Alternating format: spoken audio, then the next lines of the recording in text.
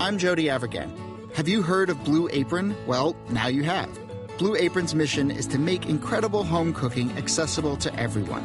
The country's #1 fresh ingredient and recipe service, fresh, high-quality ingredients make the difference, so it's important to know where your food comes from. Plus, it's affordable, easy, and full of surprises. Check out this week's menu and get your first 3 meals for free with free shipping. You will love how good it tastes and feels to create home-cooked meals with Blue Apron, so don't wait. Go to blueapron.com/30 for 30. And now, Jalen and Jacoby on ESPN Radio. When I pop the trunk, head to death. Y'all pop the trunk, I pop the hood. Now act stupid, I'll pop the trunk. Give me your boom. He is Jalen Rose. What up, Doe? I'm David Jacoby. And on the cool check-in, center stage on the mic. Putting it on wax. It's the news. We're Jalen and Jacoby. What do we do? Give the people what they want. Can I say why Yes, please is so do, because distinct for me? you put more care and effort and preparation into the first 20 seconds of the show than you do the next 50 minutes of the show. Here's why that's so distinct for me. Okay, please explain. Nitro Tour. No, either Nitro Tour, LL, or Fresh Fest. Joe Louis Arena, downtown Detroit. Multiple artists that we were familiar with were on the stage. There's LL, there's Slick Rick, there's Run DMC. And we like, who these white guys on the stage? And you know what they did? They understood that initially people were gonna be in a state of shock when they walked out on the stage. And I'm pretty sure they did this across the country. And you know sometimes they could come with the quirky beats. Girls. Yeah. So while we were excited that they were about to perform, they purposely, as you like to do, they lowered the expectations. That threw you off a little bit, threw you off the scent. Correct. Until the point where people will start moaning and groaning like, all right now, what's going on the stage? And then all of a sudden, I don't know if it was MC8 or Ad Rock or Mike D, screamed, and on the cool check-in, center stage on the mic, and we're putting it on wax. I believe that's Ad Rock. It's the new style. 4 and 3 and 2 and 1. What up? And then when that beat come in, ho, ho, ho, ho. Different song. So that was classic to me. The one thing that blew my mind was we had a live event for After Dark, a basketball podcast at Grantland. We had a live event in Brooklyn, and attending that live event, just as a fan, someone who was interested in just watching what we were up to, was none other than Adam Horowitz, also known as Ad Rock. Just wanted to come check it out. That's love. And I had to. I don't really talk to people that are famous or whatever, but I had to talk to Ad Rock. I just went over and just gave him a pound and just showed my respect. Beastie Boys, one of the greatest collection of MCs and talented groups that music has seen. I'm a major fan of theirs. Another reason why they're hanging up on the wall of immortals over my brother David Jacoby's shoulder. Just keep away from my side. You know what I mean? You always want to make edits to my side of the wall. Worry about your own side over there, okay? Don't worry about my side. At what point do you think that executives are going to realize you've got Pam Grier pointing a gun at the camera during the entire show? At what point are they going to realize you got Beastie Boys with 50 beer cans? Hey, all right, keep away from my side. I'll keep away from yours. Done deal. Thank you. We always like to take you a little bit behind the curtains, give you some exclusive podcast material. And what we get to do on the television show, you got to keep things moving quick. You can't just talk about one thing and one team for a long time. So there is something that I wanted to expound upon a little bit, and that was the Pelicans, who are such an interesting team this season as they sort of truly start this Boogie and AD experiment. In the show, we had a quote from Boogie, who said that the small ball NBA world is actually suited perfectly for them because they're both skilled big men. How could that work, and how could it be dangerous? What he's saying isn't off base. When you look at the era of pace and space, where usually there are 4 guys surrounding the three-point line that either are creators and or knockdown shooters, and more importantly, small ball is just that, not 7 foot tall, unless they're Kevin Durant. A lot of times, those teams, because of their speed and their ability to shoot and move the basketball, have a distinct advantage in today's game. Mm-hmm. Look at a squad like the Houston Rockets, the type of numbers that they put up offensively last year. And obviously the Golden State Warriors come to mind. Boston Celtics come to mind as well, the way they played last year. Yeah.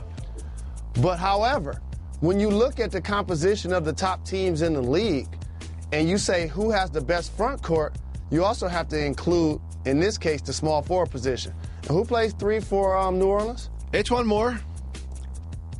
Quincy's involved. Okay. So, and looking at the top teams around the league, you could say the same thing. It's like, okay, KD, Draymond, and Zaza, LeBron, Love, Tristan Thompson. And so there can be a weakness up front to be exploited. And when you have the talent that and the size that Boogie and AD have, both able to make threes, both able to post up, finish at the basket. The difference, however, is how can they improve guarding the pick and roll. That's going to be the key to actually seeing if his statement is accurate or not. So here's something that's interesting that Boogie's counterpart, Anthony Davis, had to say, quote, I know they were saying we could be kind of like Jokic and Nurkic and how they did stuff in Denver before. They kind of ran their offensive package through those two big guys who were skilled, and that's what we were hoping he's looking to do with me and DeMarcus. Here's the problem, though, is it didn't really work. You know what I mean? Like, it's like, if you're going to use that example, you might want to use a successful example. They were outscored by 15.6 points per 100 possessions when that duo shared the court. And then it got so bad, they eventually ended up trading Nurkic to Portland to break up that duo. So maybe Anthony Davis should use a different example next time. Yeah, probably use the Twin Towers next time. Yeah, something like that. Ralph there you Sampson, go. Akeem Yeah, Olajuwon. like Parrish and McHale or something. You know what I mean? Like, you can't just be like, oh yeah, remember last season that those two big men that played together that were terrible together and then one got traded? That's exactly what we're going to be like. I don't think he's intentionally sort of like calling the Boogie trade, but 0 to 100, what are the chances that Boogie gets traded this year from the Pelicans? I don't think his long-term future is in New Orleans. No.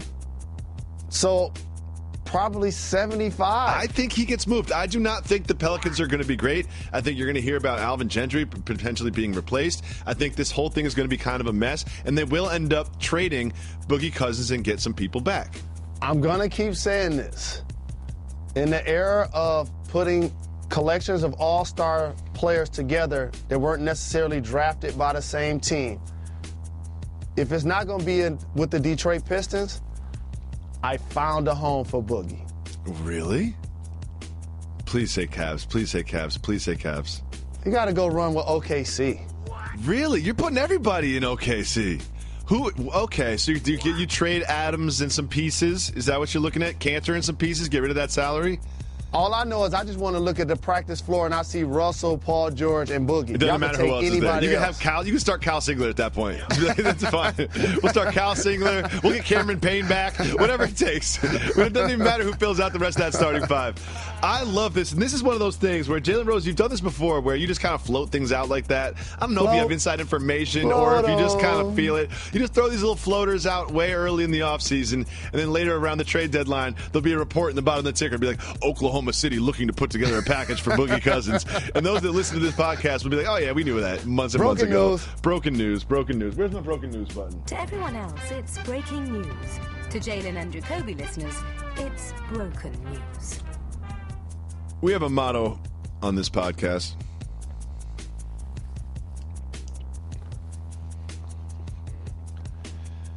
Part of giving the people what they want is opening up our voicemail box. If you call 985-80-JALEN, you can leave us a voicemail and we'll play it on the show just like this. Yo, what up, Jalen and Jacoby? It's Dakota from the Dallas-Fort Worth area. I heard on the podcast on the 31st that you were talking about Outback Steakhouse and the Illuminati.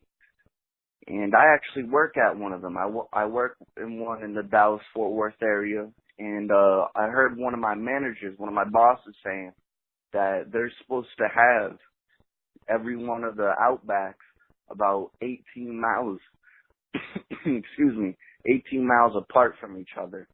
So I think that can help out with the conspiracy. Either they are trying to summon some sort of demons or something like that, or it's just some sort of hoax.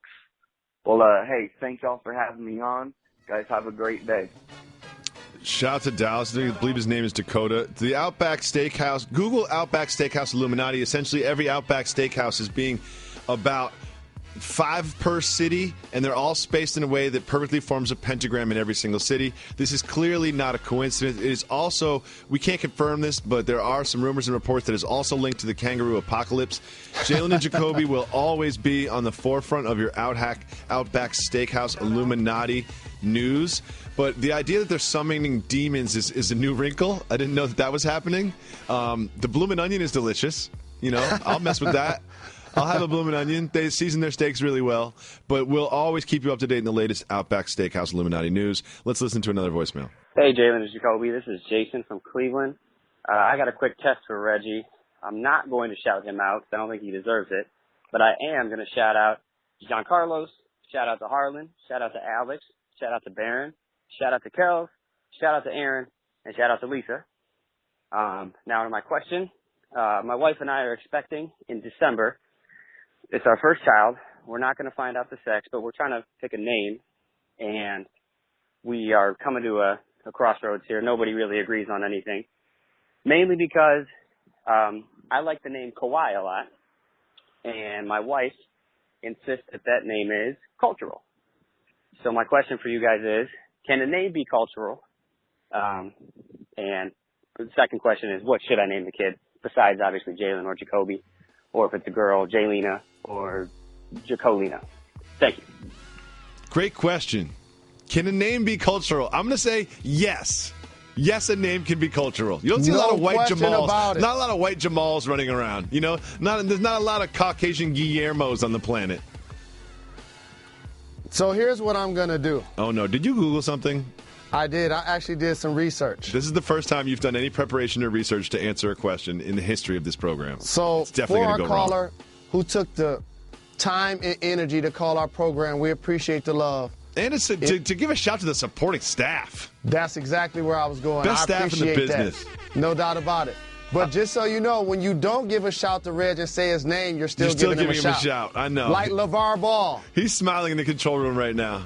So what I want to teach, besides, he knows more people on the staff than I do. There were a couple names where I was like, wait, who's that? Huh? So I got to let the caller know, if you're not going to use the name Jalen or Jacoby, I'm going to give you a couple of the blackest boy names. I don't think that's what he's looking for, Mr. Rose. I'm going to show him why it's cultural, sir. Okay. Don't get fired. These are a couple of the blackest boy names. Oh, no. Oh, no. Deshaun, DeAndre, Marquise, Darnell, Malik. Then I'm going to give you some of the whitest boy names. Where did you Google this from? Jake, Connor, Tanner, Cody. Tanner's a nice little Luke, irony. Scott, Jacob. We got the same for the girls, too. The blackest girl names. Imani, Ebony, Shanice, Aaliyah, Nia, Jada. And we got the whitest girl names available as well. What website are you on? Amy, Emily, Katie, Carly. Never do research again. Hannah. So, names can be cultural, but there is a name that's become universal. Mm-hmm. Jalen. No matter what gender, no matter what ethnicity. I got to tell you the other two blackest names of all time. Shaq and Denzel. It's good. Shaquille would be a difficult one for me to name my son for a lot of reasons. Thanks so much for the call. Congratulations on the young woman or man who's going to join your family. Let's listen to one more voicemail. Jalen Jacoby, what up, man? It's your boy Jason coming out of Virginia. Reggie, what's good? So look, before I ask my question, I gotta set something straight. Y'all did a camera episode a while back, and I heard my man Reggie didn't side with y'all as far as how he felt about Cameron. And honestly, man, I gotta agree, man.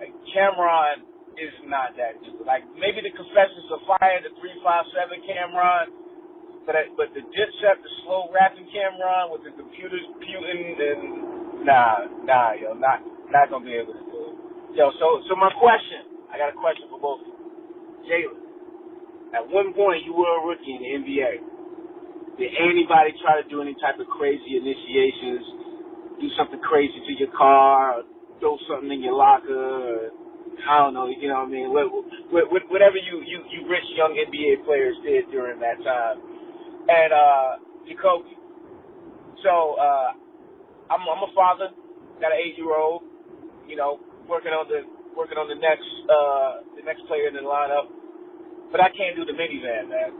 But I do have to ask you, and by all means, props to the minivan mafia, props to you. How long did it take you to get comfortable in a minivan? I know it couldn't have been like an instant thing, like an overnight thing. So at what point did Joey break you into getting a minivan? He giving the people what they want. He getting them checks. Peace. Thank you for the love. Appreciate the call. Can I unpack the first part of his message? Of course. And then let you own the end? Of course. A couple of things.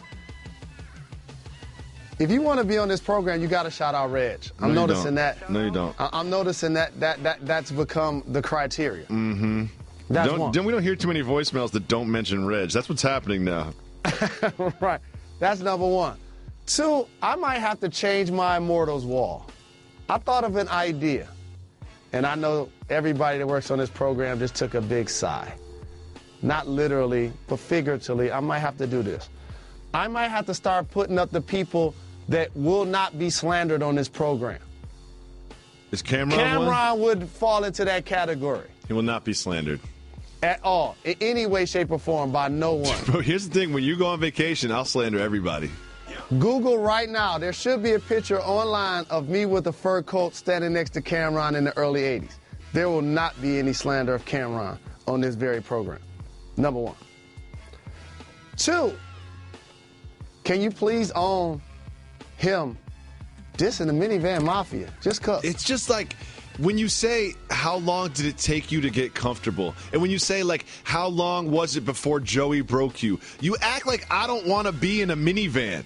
You know what I mean? It's like a fish being in water. This is where I belong. This is where I am most comfortable. I was born to push this minivan. I rep the minivan. This is what I do. No one broke me to get me in a minivan. It didn't take a month to get comfortable in a minivan. And you know what? The more I talk about this minivan, the more people talk to me about minivans, people really feel a certain way about minivans. Yeah. Like, I was over at some friend's house and last weekend, and they didn't see me pull up and park my minivan outside, and they were joking about minivans, like, oh, yeah, you got a third. You got to get a minivan. And I was like, you guys are talking about minivans like it's a bad thing. I'm 6'3". I can walk around inside my vehicle. Someone else say they can do that. Who else can walk around inside their car?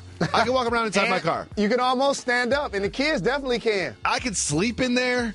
Yeah, my kids walk around in there. It is like a mobile home. It is the greatest thing in my life that's not living. I love the minivan. I did not have to be convinced to get inside the minivan. I did not have to get comfortable inside the minivan, but I really do appreciate the shout from you, Jason, in Virginia, Cameron, Dipset, Forever, Jim Jones. Shout out. Let's give the people what they want. What if I told you some stories you need to hear to believe? It was the rivalry of the hammer and the nail, and Boston was the nail. You would hear Yankees suck at a funeral, Yankees suck at a football game. The second we said Yankee suck t-shirts, people just crowded around us and bought them as fast as we could sell them. The all-new 30 for 30 podcast. Subscribe now on the ESPN app or Apple Podcasts. 30 for 30 podcast is presented by Mini. We're finding the best sports stories for you right now. And to do that, we're behind the wheel of the new Mini Countryman, the biggest Mini yet. Please proceed to the highlighted route. To find great sports stories, you have to get out into the world and follow your instincts. That's where the new Mini Countryman's all-wheel drive comes in handy. With all four, we can chase down a story in the city, the country, and most places in between. No matter what story you're chasing, the new Mini Countryman will help you find it. It's available now, and so are 30 for 30 podcasts. If the people want some semi-fabricated hype about the upcoming Conor McGregor-Floyd Mayweather fight, that's what they've got. Boxer Paulie Malignaggi was fighting with Conor McGregor, sparring 12 rounds. Here's what he said about the experience. It got very animated in there. We went 12 hard rounds, both give and takes kind of stuff. You know, Conor is he's coming along. His punches are getting shorter. He's got a better idea of how he's looking to do things and what he wants to do. He's coming together a little bit. So, you know, nothing, no knockdowns or anything. Obviously, in 12 rounds or hard rounds, you're going to see some marks on my face, especially that I wear the open headgear. You know, I might see a couple marks on me. But very, very hard work from both of us. You know, I was starting to get into a groove around the middle rounds and starting to land some good shots. I felt like then Conor really came on strong at the end. It was back and forth stuff, but I think the intensity Conor is reaching is starting to show in the hard work that he's put into camp. And I think he's getting better and better. I really do. I really felt the improvements from 2 weeks ago to now. Obviously, I was sharper as well, so I'm hopefully I'm bringing the better out of Conor as well by me being sharper. I think every time we spar, I'm going to get sharper, and hopefully he keeps getting sharper as well. Are you buying this improved boxer, Conor McGregor, has a chance against Floyd Mayweather? He said something that was really distinct for people that follow the sport of boxing, have ever been in the ring and fell in love with the sport I affectionately call the sweet science. He said he's making his punches shorter. Shorter, yep. So when I saw Conor fight and he posted this video, we joked on this very program, and I said he's going to throw his shoulder out before he has a chance to get a knockout when he's in the ring against Floyd Mayweather, because Floyd is what? He's elusive. He's one of the best defensive fighters of all time. And he also said something else that was really distinct. By the way, he did a lot of bragging about his performance. I know, he did. He was kind of selling himself a little bit, too. He's like, in the middle rounds, I had some good shots. You know, you might see a mark on me, but trust me, I got him, too. Exactly. No question about it. He said what you just acknowledged, that I was getting the better of him during the middle rounds. Mm-hmm. See, the difference is, if Floyd's going to be getting the better of him during the middle rounds, it ain't going to last 12 rounds. No. See, the distinct thing that he also said was he acknowledged that they finally actually fought 12 rounds, which is something that Conor isn't accustomed to doing. So, again, I applaud Conor for getting these checks. I applaud him for wanting to get in with Floyd for the money. But, again, as somebody with zero professional fights just like me, I just don't see him having a legitimate chance to win. I also love how Malignaggi was like, he's starting to figure out what he wants to do. It's like, Conor, the fight's in 3 weeks, okay? You should have figured out what you want to do in the ring against Floyd Mayweather by now. I like that idea. Someone who's been paying attention to Conor McGregor is Kristaps Porzingis. He's been getting inspiration from the mental preparation and the advantage that Conor McGregor gains by speaking to his opponents the way he does. Kristaps Porzingis has also been working out with Dirk Nowitzki, and he said this about his future in New York City. Quote, "So far it's been tough in New York, but my journey is only beginning, and I hope to stay there my whole career. So as a city, we can have some fun and win some games and do something big." A little early for him to be promising to stay his whole career in New York, don't you think? Good job, Scott Perry, new GM. That's the first thing you do. When you get to a new city, you make sure the team that the guy you want to build the team around is going to actually be an anchor. So for New York Knicks fans, that's a breath of fresh air, because we heard just the opposite when Phil Jackson was in tow. Also, Porzingis, I was a fan of his game, clearly. I love the fact that KD called him the unicorn, 7 foot, can make the three, will dunk on you, will block your shot. I actually loved it more than he likes World Star Hip Hop just like I do. And also, another thing that I have to acknowledge, he watches Conor McGregor's trash talk videos for motivation and inspiration. I can't front. I'm guilty of the same thing. I've watched multiple Murder Mook battle raps against Loaded Lux and Party Artie. So that's not strange to me at all. Well, what is strange to me is all of those names you just dropped that went over my head. He is working out with Dirk Nowitzki, right? Is that encouraging for Knicks fans to see sort of like the mentor and the mentee? That is encouraging, because we were just talking about boxing and styles make fights. It's one thing when you hear Kobe Bryant and his mentality, and he's going to mentor somebody that plays similar the way he does. Mm-hmm. It's another when you hear that he's mentoring Isaiah Thomas or Kyrie Irving. In theory, in today's game, consider point guards, scoring guards, positions were created so a novice can follow the game. But he's a 6'6" player that played mid-range, that played on the post, that did a lot of different things that they can't do, and or vice versa with Isaiah being 5'9". And the reason why I make that distinction is that both of these guys' games are really similar. So now when they're in the gym working on things, it seems more like-minded, and it's a good look. I can't wait until Porzingis is taking one-footed jumpers next season. You mentioned Kyrie Irving, and we can't get through a day without some new Kyrie Irving news. Now we have information that he will not sign an extension with the team that he is traded to. This comes from Terry Pluto of The Plain Dealer. Quote, I heard Phoenix would be very interested in dealing for Irving, but the Suns would want to know if Irving will sign an extension to stay in Phoenix. His contract is up the summer of 2018. I'm told Irving is not about to commit to any team at this point. He has 2 seasons left on his contract and wants to keep his options open. Do you think this hurts the chances of Kyrie Irving being moved out of Cleveland? I don't think so. If you're a franchise that understands that you bring in the player and then you worry about that later. Exactly. Are you paying attention to what the Houston Rockets just did with CP3? Are you paying attention to Paul George saying he wanted to go to the Lakers and Sam Presti like, you're going to be an Oklahoma City Thunder player? And so with that being said, for the Phoenix Suns, I understand their logic of trying to protect themselves long term. But you want to get him in uniform first, and hopefully he falls in love with the franchise, with his teammates, and his situation, and then is encouraged to stay. He's not going to be committed, as he acknowledged, to re-sign right now for any team. So that would be contradictory when you put out a list that said that you want to get traded to 5 teams.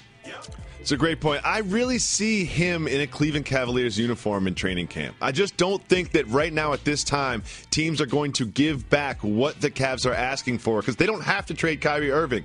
I think this is going to play out where he ends up on the Cavaliers. Him and LeBron sit down, work it out, and he plays most of, if not all of the season with the Cavs, and they go back to the finals like they have for the past 3 straight years. Jalen Rose, Colin Kaepernick is still not on the roster of an NFL team, and here we are. The Ravens first said that the GM and the coach wanted him on the team, then the owner blocked it, and now they have a new statement. Here's what they had to say. Quote, we're going through a process and we have not made a decision. Steve Bisciotti has not told us we cannot sign Colin Kaepernick, nor has he blocked the move. Whoever is making those claims is wrong. What do you make of all of this? Like Chuck D would say, this pieces in one big chess game. So let me get this right. Okay. Let's take a pecking order, for example. How long can you be the owner of a franchise? As long as you want. The same can't be said for the general manager and the head coach. So therefore, their interests are clearly different in a case like this. Here's what I mean. Ozzie Newsome have established himself as one of the best general managers in professional sports. John Harbaugh has established himself as one of the best coaches in the NFL. They've won a championship and brought it to the Baltimore Ravens. Now, when you look at their roster, let me pull up their depth chart of quarterbacks. It's irrelevant because I saw Ryan Mallett's name. So, with that being said, they're probably 100 quarterbacks in the entire NFL. Sure. If 80 of them walk down the street, no one would know who they are.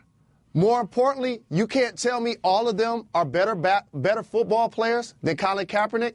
And by the way, let's not put all of the struggles of the San Francisco 49ers on him. No. They were tanking. The team stunk. He actually led the league, for whatever it's worth, in quarterback rushing yards. He had 16 touchdowns and 4 interceptions on a terrible team.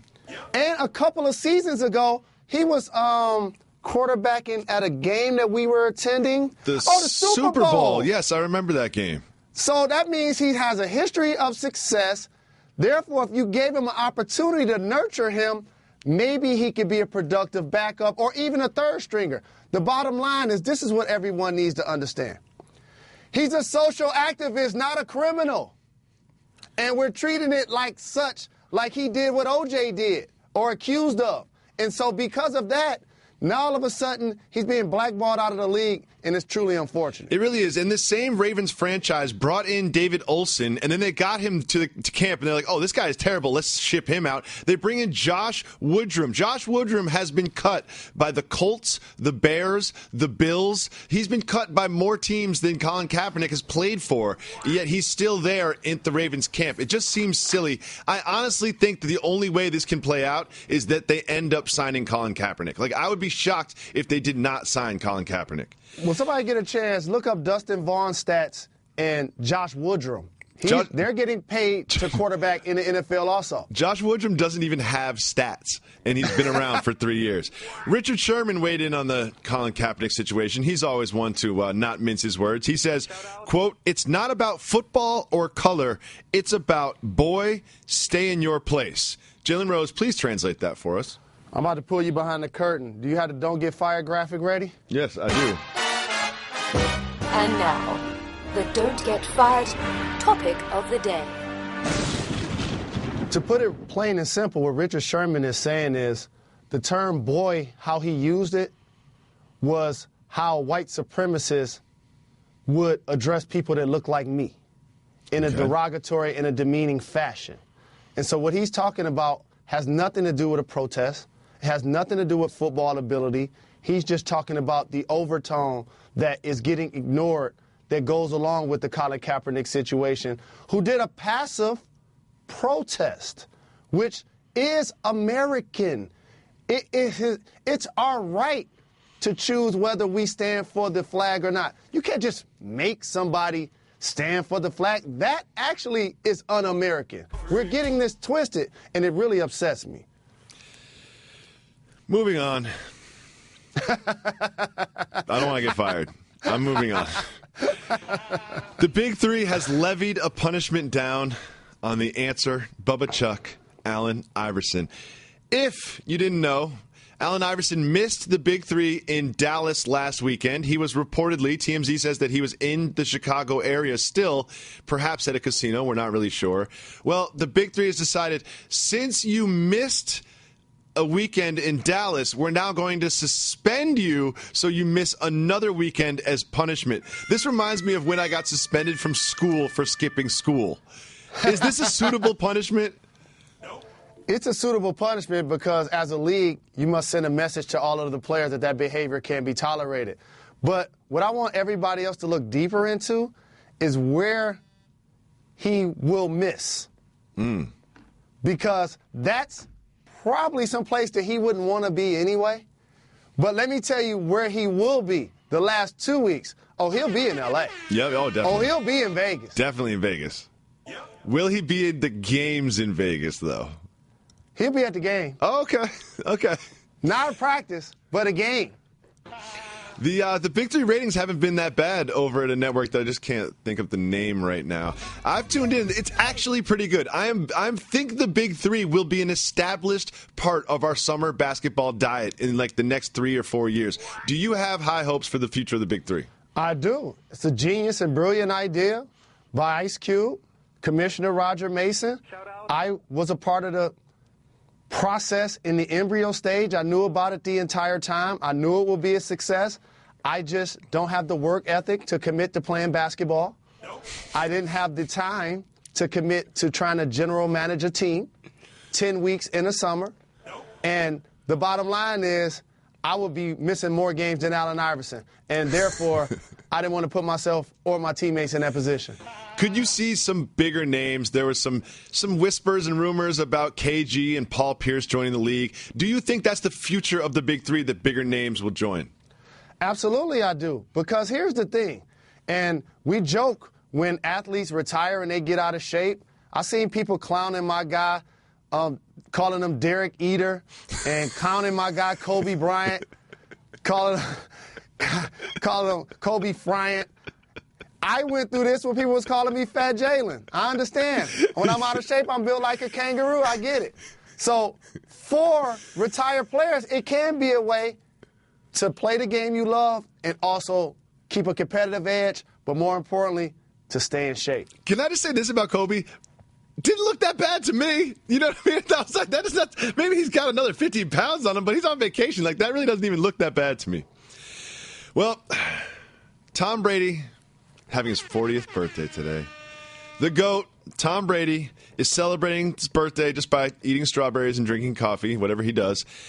And ESPN.com compiled a bunch of stories from teammates and friends of his. And there's a lot of really interesting stories about how competitive he is as a golfer and what a great teammate he is, giving away watches and stuff. But there's one story from ex-quarterback Brian Hoyer that really stuck out to me. Hoyer said, quote, "At Dinosaur Barbecue in Rochester," great, delicious barbecue, by the way, "the whole team is there, and it turns into a beer-chugging contest. You have linemen, Julian Edelman. They all think they're going to win. Then someone says, 'I heard Tom Brady is really great at chugging a beer.' We don't usually get to experience him like this, but we finally coax him into doing it. He does it, and let me tell you, he couldn't have poured beer out faster into a glass. It was unbelievable." And he slams the mug on the table, puts both fists in the air, and walks away with a look in his face and said, "You really thought you were going to beat me at this?" The place went nuts. Jalen Rose. That is one of 2 championship beer-chugging stories from Tom Brady in celebration of his 40th birthday. But as you told us earlier this week, you've chugged an entire 40. Do you think Tom Brady has chugged an entire 40-ounce? After hearing that story, I think he has the ability. See, the one thing people underestimate about the University of Michigan is the Ivy League school of the Midwest. Wait, what? It's the Ivy League school of the Midwest. I'm just going to let you have that and continue, but just go ahead. You can have that. Hail to the victors. And so when you walk on that campus, first and foremost, it's about being educated, being a productive member of society. When you're not in class, it's just like the funnest colleges across the country. And some of the experiences that you gain are invaluable. And beer chugging may just be a part of that process. It's where I got introduced to Jägermeister for the first time. You know, I was coming from the neighborhood. I was doing the Hennessy thing. They was like, "No, young fella, this is what you do." You know? So I understand where Brady's coming from, and he shut down the restaurant, and I wouldn't be surprised he could shut it down chugging a 40-ounce. Also over in Michigan, with your man Jim Harbaugh, was none other than Chad Ochocinco Johnson. He went and worked out with the team while his daughter was in town running track. My question is this, though. Do you think he went for the experience of working out with the team, or did he just want to walk away with all of this fly Jordan gear? All of the above. You get a chance to represent for your daughter, you get a chance to play football, and you get a chance to rock Jordan gear. Absolutely. I ain't mad at him at all. I'm glad to see he was in A-squared representing, and that his daughter is a part of the University of Michigan family. Shout out. Jalen Rose. There is controversy in the world of soccer. Neymar, the Brazilian star, plays for Barcelona, right? And PSG is trying to buy the rights of Neymar to take him from Barcelona and put him on their team. And they showed up with a check for $262 million just for the rights to pay him to play soccer. Well, La Liga did not accept the payment. They gave this statement to ESPN FC. Quote, "We can confirm that the legal representatives of the player came to La Liga to deposit the clause and that it has been rejected. This is all the information we can give at the moment."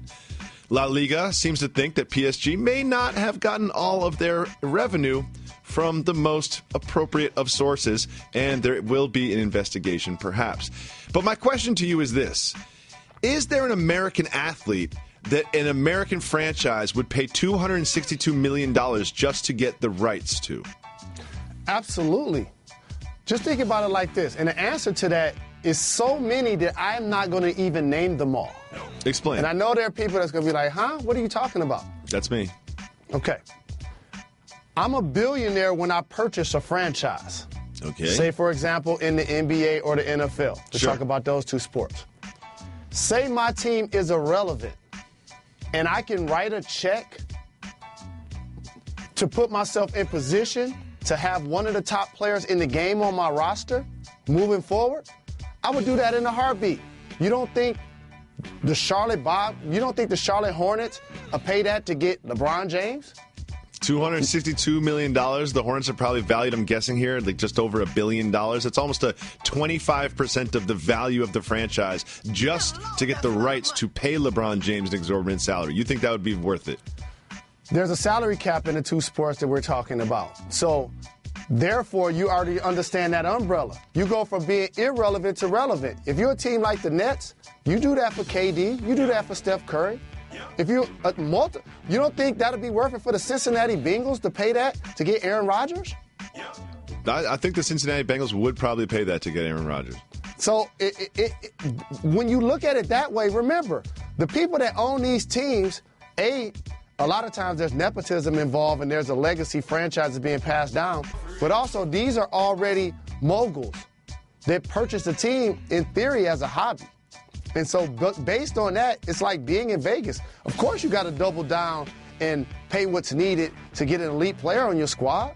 I would definitely pay Lance Stevenson $262 million just to get the rights to Lance Stevenson, without a doubt. Just to get him on the show, I would pay him $262 million. Now we have this. You brought up the Charlotte Hornets. New Charlotte Hornet Dwight Howard was frequenting one of your favorite establishments, Jalen Rose, and of course I'm talking about Hooters. You love the crab legs. You have a very weird way of eating them. We've covered that in great detail. However, Dwight Howard went to a Hooters with a T-shirt that said, "May I suggest the sausage on it," and an arrow pointing south. Is that a soft move or a boss move? That's a soft move. It's such a soft move. It's sophomoric move. Like, come on, Dwight Howard. You're going to put on a T-shirt like that? I don't know if you're wearing it ironically or not ironically, and then go to Hooters. It's just, the whole thing is just very teenager to me. What is happening here? Yeah, I agree with you. And also, being from the A-Town, I'm pretty sure he's been exposed to Twin Peaks as well. So for him to do that, knowing that he's going into a Hooters, I like your term, sophomoric. You're talking about Twin Peaks, the television series, right? Not at all, sir. No? Are you familiar that there is 2 television series called Twin Peaks? No, sir. It's cultural. Moving on.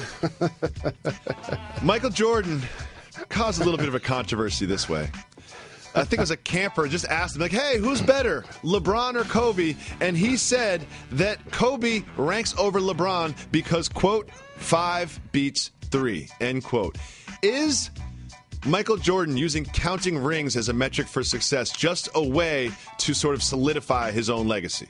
Yes, but also for fans, for media, and for players, that logic is so tired. So flawed. And also, just look at it this way. Robert Horry, who was never an all-star, who's not in the Hall of Fame, has more rings than Michael Jordan. Robert Horry has 7. Tommy Heinsohn has 9, I think. You've got, Bill Russell out there, Casey Jones, John Havlicek. Like, this whole counting the rings thing is just so dumbed down and sophomoric. I'd use that word again for some reason. It's just flawed. And also, I kind of feel like he is picking Kobe over LeBron because he's somewhat threatened by LeBron. LeBron James's last season was phenomenal. His finals performance was like nothing we've ever seen before from a basketball player. And I feel that there's a little piece of Michael Jordan that's threatened by LeBron James. Do you agree? Absolutely. But also, we have to respect the fact that LeBron James was the best player on every team that he had that won the championship. Mm-hmm. He's probably been the best player on every team he's ever played on. It's hard, especially earlier in his career. Can you name 2 of the starters that went to the finals when they lost to the Spurs? Oh, like Ilgauskas, I'm going to say, and Boogie Gibson? My point exactly. So Kobe Bryant was drafted he was traded to the Lakers, but they're a storied franchise. He got a chance to play with Shaquille O'Neal. Shaquille O'Neal, great player. Not Ilgauskas. I would take Robert Shaquille over Ilgauskas. Be coached by Phil Jackson. Play with Pau Gasol. So while LeBron James continues to ascend, and it can be viewed as neck and neck right now if you're going to say who's better all time between the two, but the logic, again, is dumbed down when you just say because he has more rings, he's a better player. And then there's this. Michael Jordan was asked who his favorite rapper is, and he said, quote, "I'm more of a Drake fan." We've well documented Michael Jordan's sort of hate relationship with hip-hop. He's not the biggest hip-hop guy. He's disrespected rapper after rapper in his career, one of those being Redman, which I will not stand for. Do you think he actually keeps up with Drake's career? Do they have any business dealings? He does. That's right. Drake endorses a shoe company. Can you remember which shoe company that is? Got it. So here's what I want to say about the GOAT, Michael Air Jeffrey Jordan. I ran into Nori recently. Got to get on the podcast, by the way. Drink champs, drink champs, drink champs. He brought up this very topic. And I'm going to just be frank. He's in our intro. He's hanging on the wall. I've been in East Islip, New Jersey with this gentleman. I've been in Atlanta with this gentleman. There will not be any red man slander tolerated on this program. Even if it's from Michael Jeffrey Jordan. And also, Correct. there is no chance that Michael Jordan is listening to Drake. He probably doesn't even know who Drake is. He only knows that Drake is signed to his shoe company. That is what's happening. And for those that don't know, the reason why we've been on at 2 a.m. instead of 2 in the afternoon, the suits know we would rather have Redman on our show than Jordan. Let's move on. I'll take Jordan over Redman. Sorry, Reggie, I love you. You know what I mean. It's like, let's be honest. Let's be real. Boogie Cousins. Boogie! I'm sorry. Boogie Cousins. Boogie! Boogie Cousins. Boogie! Said this about the Pelicans front court. Quote, "I think the game is actually playing into our hands. I think me and AD have a skill set that a lot of bigs don't have in this league, or the league hasn't seen in some bigs throughout the history of the game." He went on to say, "I don't think a smaller game will affect me or AD at all." Do you think the Pelicans front court is too big for modern day NBA? When you talk about a front court, you got to also include the small forward. Do you know who their small forward is? Antoine Moore.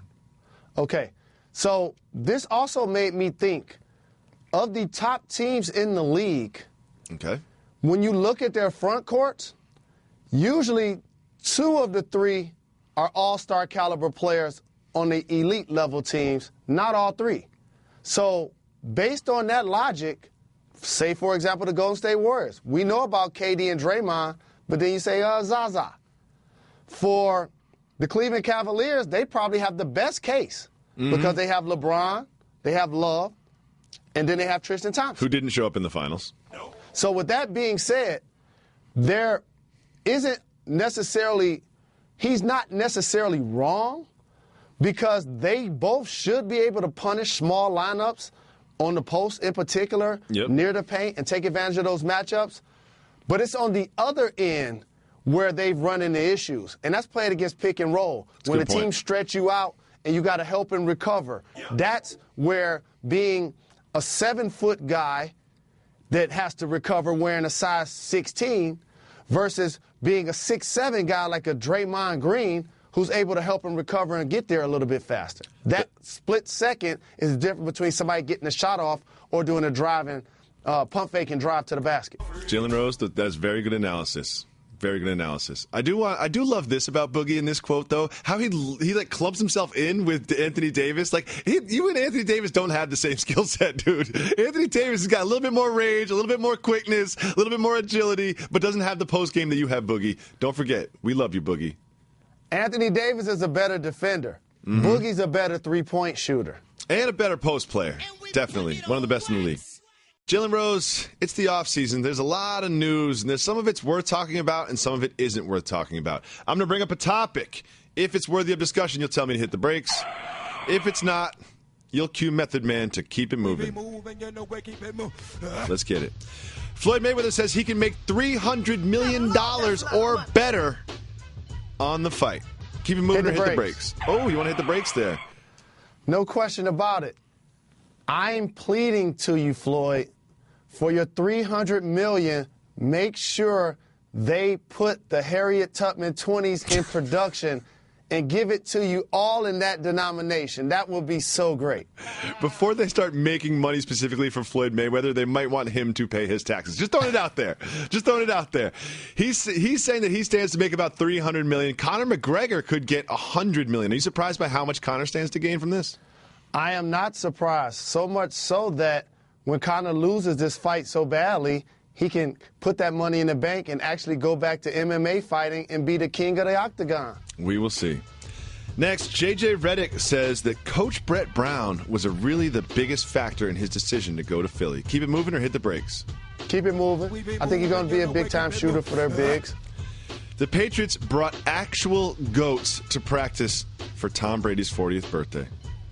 Keep it moving. I think that topic is going to be discussed ad nauseum today. I've already seen the goats all over SportsCenter. Biggie got his own basketball court in Brooklyn. Keep it moving or hit the brakes? Christopher Wallace, hit the brakes. Biggie got his own court right by his childhood home in between Clinton Hill and Bed-Stuy at the Crispus Attucks Playground. Here's the real issue, though, Jalen Rose. What does Biggie need? What does Biggie really need? We've talked about it on the show. Biggie needs a statue outside of the Brooklyn Nets arena. He has a banner hanging inside, and then once they do his, they need to do one for Jay-Z also. Well, I don't understand how you put Captain America outside the Barclays Center statue, and then they moved him away and then not replace it with Biggie. Biggie does have a statue, but it's not in Brooklyn. It's just like a big thing of his face. It's kind of cool, but like we need a Biggie statue at the Barclays Arena. More people would go to the Barclays to see the Biggie statue than they would to see the trash Nets this year. I promise you. Next, Chad Johnson's daughter is very fast. Keep it moving or hit the brakes? Welcome to the Michigan family. Keep it moving. Dreamland Wax Museum has reached out to Tom Brady. Keep it moving or hit the brakes? Keep it moving. I'm already over the Tom Brady 40-year-old stuff.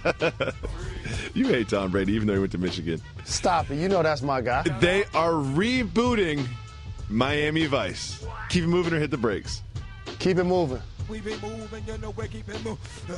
Tom Brady is like Larry Bird and Redman and me and your relationship. I'm not allowed to like him because everybody else likes him so much. You keep bringing up Tom Brady for someone who doesn't want to bring up Tom Brady. I'm just saying. Hyperloop Pod hits 192 miles an hour in a test. Keep it moving or hit the brakes? Hit the brakes. Yes, yes, yes. I'm so glad you hit the brakes on this one. On July 29th, the Hyperloop One engineer successfully propelled a pod built for passengers or freight along a 500-meter stretch of vacuum-sealed above-ground tubing at 192 miles an hour, tripling the test they had back in May. I want you to understand the implications of this. You could hop into a Hyperloop pod in, say, New York City, and then boom, there you are in Atlanta in like 2 hours. I don't know if that's exactly the time, but that's essentially what is happening. The Hyperloop pod train. Do you imagine a future in which we are all traveling around in pods? I got to see it in action first. You know, I ain't the guy to jump on the initial fad. I like to make sure it's going to be what it's promised. You know, I love Jerry curls, but I wasn't getting one. See, I love beaded jackets. I didn't have one. I embrace technology. I'm ready to get the chip put under my skin so I can scan it when I go to work. I'm ready for the Hyperloop pod. I'll hop right in. Like, you have to embrace change. You have to embrace these things. You can't just hold on to the past and say, oh, back in my day, we had to walk, and the train, we used steam and coal to get across the country. No, pop me in the Hyperloop pad, shoot me across the country to New York City. I am down. Our ancestors got to this country a little bit different, so I got to watch and pay attention to things first before I join. I understand what you mean, and I'm going to keep it moving on that topic, if you don't mind.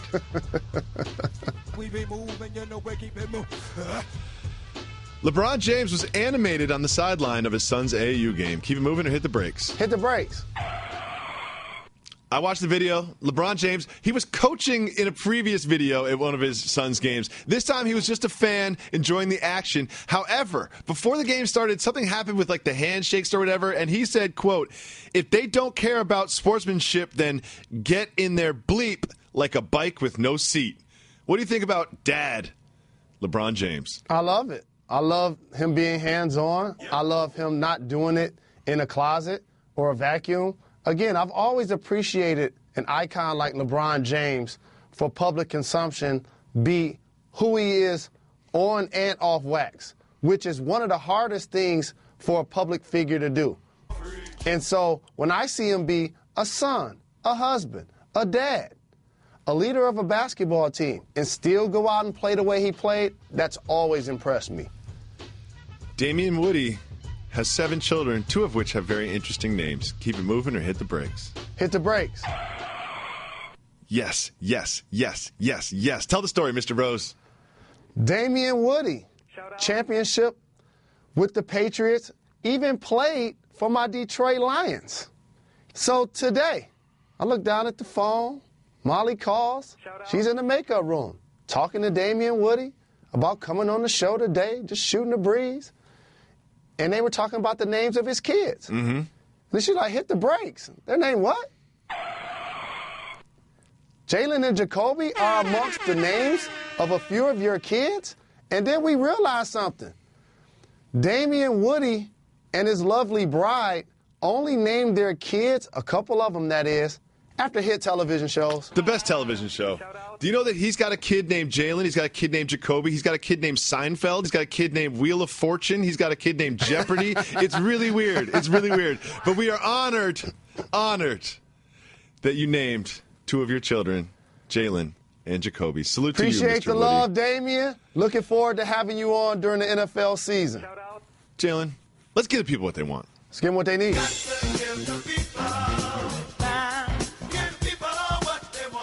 Part of giving the people what they want is opening up our voicemail box, going into our Twitter mentions, and go to reddit.com/r/Jalen and Jacoby, community of people discussing the show, critiquing the show, and hurting my feelings. This question comes from there. If Kyrie gets traded to the Suns, who's the better backcourt, Kyrie and Booker or Damian and CJ? Interesting question. I got to get an edge right now to Damian and CJ because it's a known commodity, and I've seen what they've done. Lift a team to the playoffs in the Western Conference, both average over 20, while now adding Nurkic, I really think they're going to be a threat. If they could get some more help at small forward or on the perimeter, I definitely got to say the Blazers. Can I just say this now, that the best backcourt in the league is on the Houston Rockets? Like, is there any question that CP3 and James Harden are the best backcourt in the league? Here's what makes it unique and competitive in the West. All 3 of the teams that we named, by the way, the best backcourt is in Golden State, sir. I disagree. No, that is. I disagree. How about this? Here's another distinguishing factor. Of the 3 backcourts we mentioned, one of them had an all-star. That's Dame, that's Kyrie, and last year, that was James Harden. CP3 wasn't involved in that game. He should have been. The Golden State Warriors had 2 all-stars that happened to win a big series in June that I was covering. The championship. Big series in the summer? You're talking about power? Next, we're going to our Twitter feed. This is a great question from King Chin, and I really don't truly know the answer to this one myself. If you could only pay for one pay-per-view, which fight would it be? Mayweather versus McGregor or Canelo versus Triple G? Here's the thing that has happened in the era of reality TV and dumbing down the message. I'm all about dumbing down the message. Floyd and McGregor is going to get more hype and more acclaim, more viewers. They're going to make more money. The true essence of boxing is going to take place in that Canelo Triple G fight. Absolutely. It's going to be 2 very, very different evenings, but it's going to be 2 great evenings. Finally, we have one more question from Twitter. Jalen, Reggie, what type of brush do you have? I got a ghetto Diane brush. Let me see. Okay. You know what I mean? This is how I see Jalen. Most of the time I see Jalen Rose, this is exactly what it looks like. Just him brushing his hair for minutes and minutes and minutes at a time. Whether it's at a restaurant, whether it's at the studio, whether he's on the phone, you can hear the brushing in the background. The waves look great, Jalen Rose. Do you think brushing your hair is cultural? Like that, yes. But everybody brushes their hair. Have you ever owned a brush and carried it around with you? No. I've had this haircut since I was 13 years old. Thanks so much for listening to the podcast. Don't forget, hit us up on Twitter. Send questions for the show at Jalen and Jacoby. Make sure you subscribe and you're active inside of our subreddit. Go to reddit.com/r/Jalen and Jacoby. I check out